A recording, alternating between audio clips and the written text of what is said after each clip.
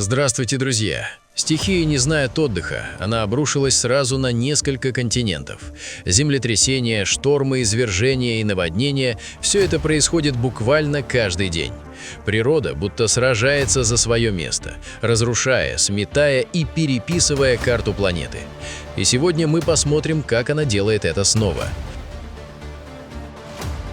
Индонезийский остров Бали столкнулся с последствиями разрушительных муссонных ливней, которые спровоцировали масштабные наводнения в туристических зонах.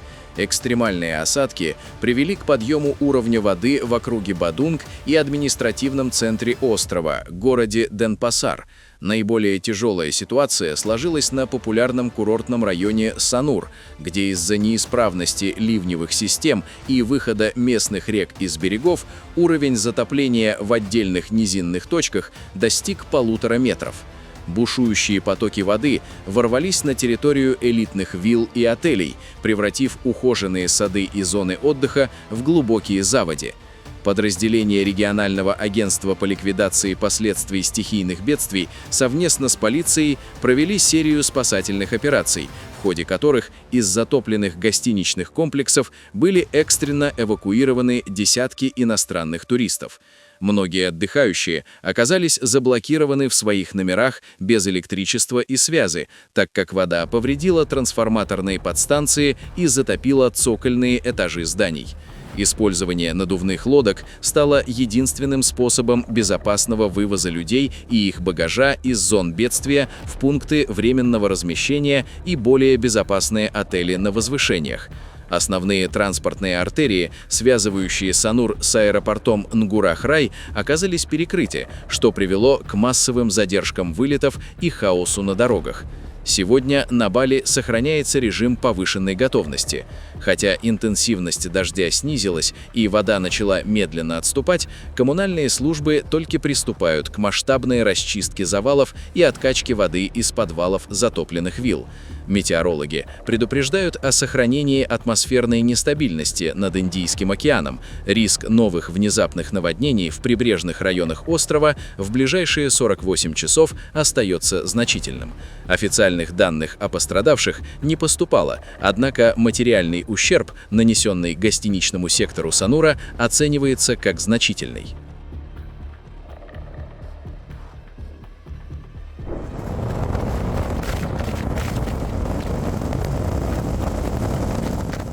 На юге штата Флорида в национальном заповеднике Big Cypress продолжает бушевать масштабный лесной пожар, получивший официальное название National Fire.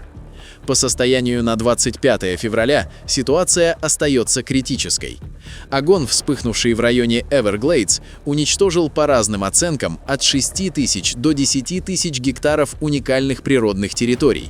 При этом уровень локализации возгорания составляет 0%.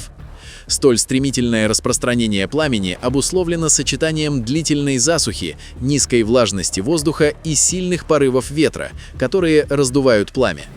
Специалисты лесной службы Флориды указывают на человеческий фактор как на основную причину инцидента, что уже привело к введению запретов на разведение костров в нескольких округах. Дым от пожара серьезно осложнил дорожную обстановку на ключевых дорогах, где из-за плохой видимости периодически ограничивается движение транспорта. Несмотря на активное использование авиации и наземных групп, пожарным пока не удается взять стихию под контроль, а метеорологические прогнозы не обещают значительных осадков в ближайшее время.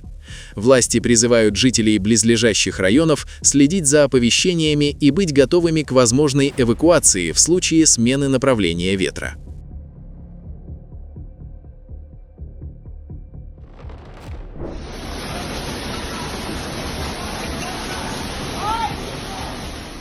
Юго-восточный бразильский штат Минас-Жерайс столкнулся с одной из самых серьезных природных катастроф в своей истории. Аномальные тропические ливни спровоцировали каскад разрушительных наводнений и оползней. По официальным данным властей, число подтвержденных жертв стихии достигло по меньшей мере 30 человек. Наиболее трагическая ситуация сложилась в городе Жуис-де-Фора, который стал эпицентром бедствия. Здесь, под завалами обрушившихся зданий и и в потоках воды погибли не менее 18 жителей. Еще 7 человек стали жертвами наводнения в городе Уба. Масштаб трагедии может вырасти в ближайшие часы, так как 47 человек официально числятся пропавшими без вести после того, как ночные оползни буквально стерли с лица земли десятки жилых строений в бедных кварталах на склонах холмов. Разгул стихии превратил городские улицы в неуправляемые бушующие реки. Вышедшие из берегов водные артерии подмыли фундаменты капитальных строений и унесли десятки автомобилей. Метеорологи констатируют климатический рекорд. Февраль 2026 года стал самым дождливым за всю историю наблюдений в штате. Суммарный объем осадков достиг беспрецедентных 584 мм. В этих экстремальных условиях более 440 человек полностью лишились жилья и были размещены в пунктах временного пребывания. Президент Бразилии Луис Инасио Лула да Сильва выразил глубокие соболезнования семьям погибших и объявил в Жуис-де-Фора режим чрезвычайной ситуации, распорядившись немедленно мобилизовать федеральные силы для оказания гуманитарной помощи и восстановления разрушенной инфраструктуры. В пострадавших районах продолжается масштабная поисково-спасательная операция. Несмотря на сохраняющуюся угрозу новых обвалов грунта, спасателям удалось вызволить из водных ловушек и из-под обломков более 200 человек. Занятия в муниципальных школах Минас-Жерайеса полностью приостановлены, общественные здания переоборудованы под склады продовольствия и медикаментов. Климатологи подчеркивают, что участившиеся разрушительные бедствия Бразилии являются прямым следствием глобальных климатических изменений, требующих радикального пересмотра стандартов городского планирования в зонах риска. Власти региона призывают население не покидать убежище до полной стабилизации погодной обстановки.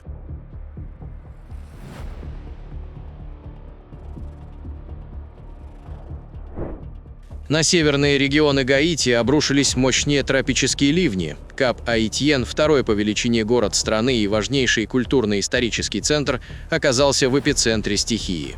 Экстремальные осадки спровоцировали быстрый подъем уровня воды и превратили городские улицы в полноводные реки, парализовав жизнь мегаполиса. Наиболее тяжелая ситуация сложилась в нескольких густонаселенных районах. Паводковые воды ворвались в жилые дома, а также торговые лавки и нанесли серьезный материальный ущерб имуществу горожан. Ключевой городской канал оказался полностью заблокирован скоплениями мусора, что привело к его переполнению и масштабному разливу нечистот на прилегающие магистрали. Разгул стихии привел к затоплению не только в центре, но и в восточных и южных кварталах Кап-Аитьена. Стремительно прибывающая вода достигла уровня окон первых этажей, сделав проезд любого вида транспорта невозможным. В связи с чрезвычайной ситуацией власти приняли решение о временном закрытии большинства школ, рынков и промышленных предприятий. В Кап-Аитьене сохраняется напряженная обстановка. Несмотря на то, что интенсивность дождей снизилась, многие улицы остаются под слоем воды и грязи. Метеорологи предупреждают о сохранении атмосферной нестабильности над Карибским бассейном и риске новых штормов в ближайшие 48 часов.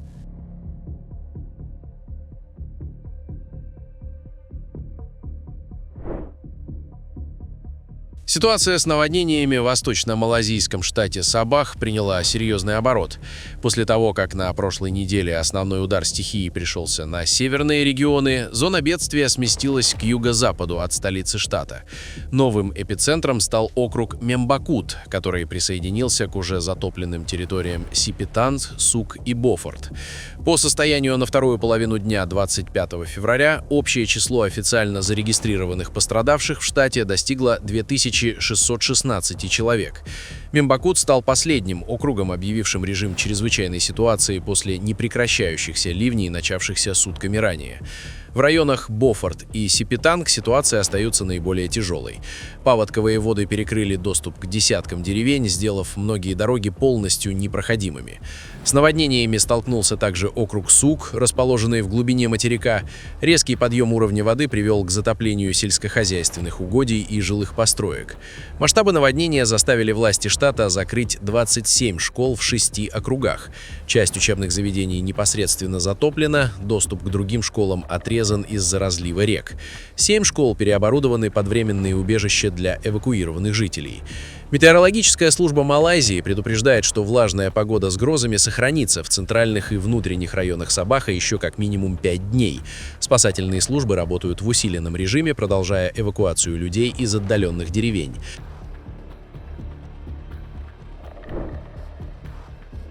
«23 февраля Эквадор накрыли затяжные тропические ливни, не прекращавшиеся в течение суток, и спровоцировали масштабные наводнения в прибрежных и горных провинциях страны. В кантоне Санта-Роса ситуация приобрела критический характер после того, как одноименная река вышла из берегов, затопив жилые кварталы и заставив десятки семей экстренно покинуть свои дома. Потоки воды ворвались на нижние этажи зданий, уничтожив имущество и создав угрозу обрушения.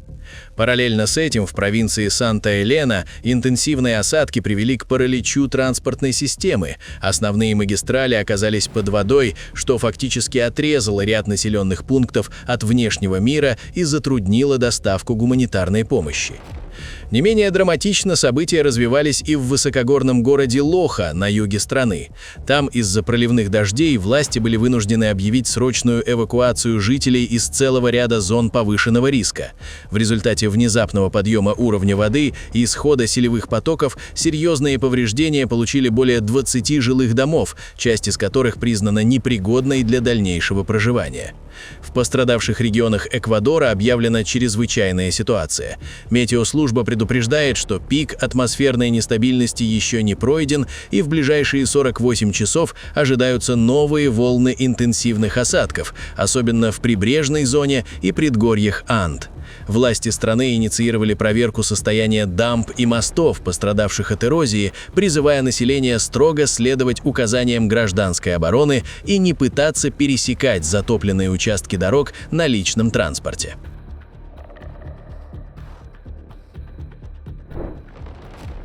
Мощный тропический циклон, принесший с собой аномальные осадки, спровоцировал масштабные внезапные наводнения на западном побережье острова Вити-Леву на Фиджах. Эпицентром природного бедствия стал город Сигатока, где всего за несколько часов выпала многодневная норма осадков. Ливневые дожди начались в ночь на 24 февраля и не прекращались более 12 часов. К полудню 25 февраля уровень воды в реке Сигатока достиг критических отметок. Паводковые воды стремительно ворвались в низинные районы города, застав врасплох местных жителей. Ключевые торговые районы и центральные улицы Сигатоки оказались полностью затоплены. Мутная вода, смешанная с грязью и обломками, заблокировала входы в коммерческие здания. Администрация города была вынуждена принять экстренные меры. Большинство магазинов, банков и рынков в центре Сигатоки закрылись значительно раньше графика. Стихия парализовала транспортное сообщение не только в Сигатоке, но и в соседних округах – Тавуа и Ба. Управление дорог Фиджи выпустило экстренный бюллетень, согласно которому десятки участков ключевых трасс признаны непроходимыми. Уровень воды на некоторых участках шоссе превышает 1 метр. В округах Тавуа и Ба подтоплены низководные переправы, связывающие сельские общины с основными магистралями. Полиция выставила блокпосты на опасных участках, призывая граждан воздержаться от любых поездок до спада уровня воды. В регионе объявлена чрезвычайная ситуация.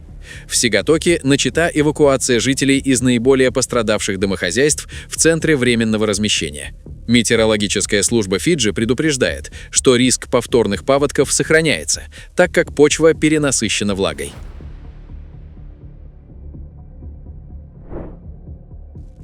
В северо-восточной части Греции, в регионе Эврос, был объявлен красный, высший уровень погодной опасности в связи с выходом из берегов одноименной реки.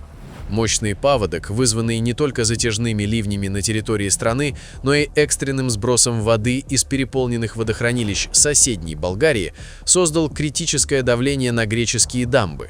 Под водой оказались более 30 тысяч гектаров плодородных сельскохозяйственных угодий в районах Аристиады, Дидиматиха и Суфли, что нанесло непоправимый ущерб аграрному сектору региона.